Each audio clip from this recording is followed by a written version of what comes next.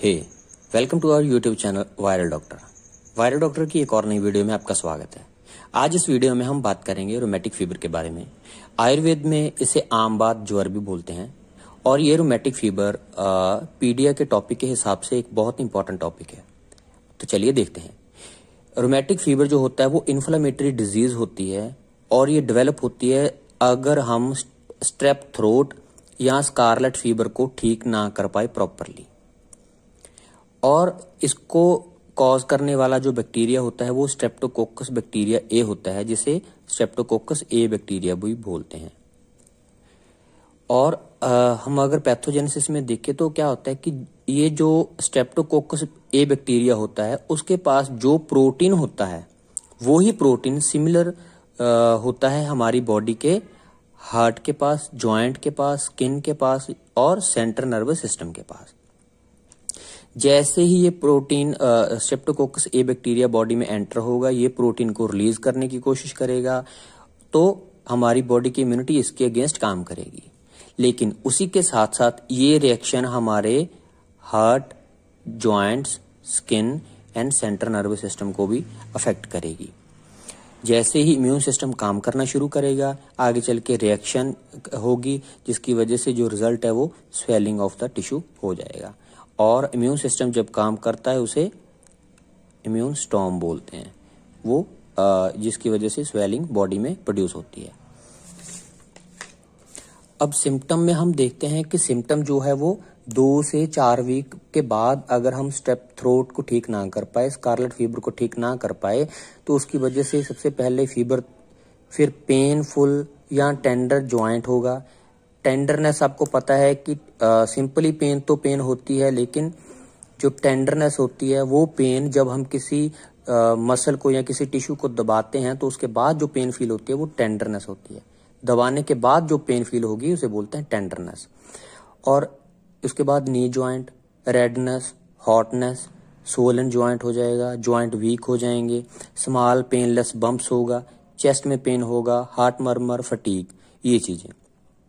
लेकिन rheumatic fever में सबसे इम्पोर्टेंट एक जो सिम्टम या साइन हमें देखने को मिलेगा, सबसे इम्पोर्टेंट लक्षण वो है सेडेनम कोरिया।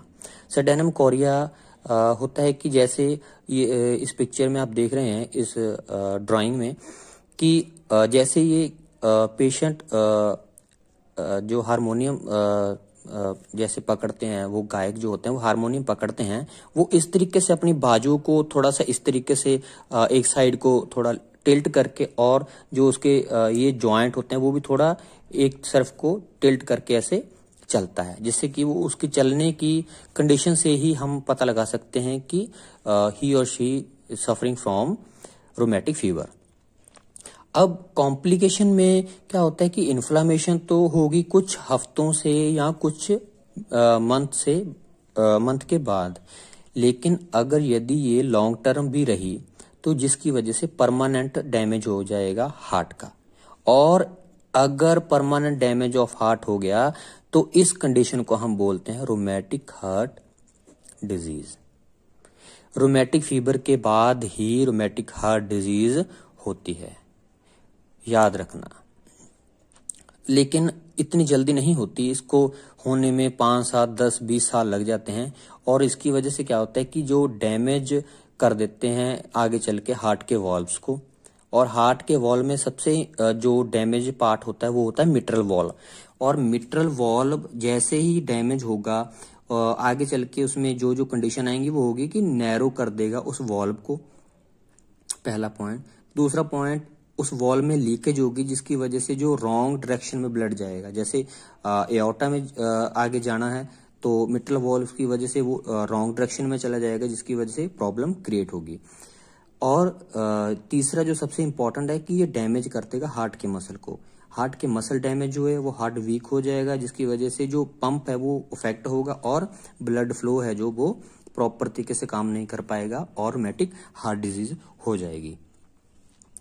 और ट्रीटमेंट में हम इसमें एंटीबायोटिक्स दे सकते हैं, एंटी इन्फ्लेमेटरी ड्रग्स दे सकते हैं, और इसमें आगे चल के कन्वर्शन भी होती है, क्योंकि हमने पहले पिछले यहाँ पे देखा था कि सेंट्रल नर्वस सिस्टम में भी प्रॉब्लम क्रिएट करता है इम्यून सिस्टम, तो जिसकी वजह से कन्वर्शन आती है। तो एंटी कन्वर्शन या anti epileptic medicine like phenytoin,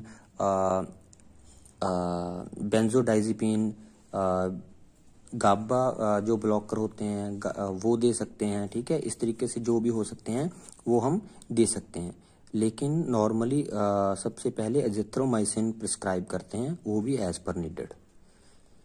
तो ये था हमारा रूमेटिक फीवर, जो कि पीडीए के टॉपिक के हिसाब से इम्पॉर्टेंट है। बीएमएस स्टूडेंट के लिए ये इनफ है, इतना ही स्टडी कर लें तो भी काफ़ी है।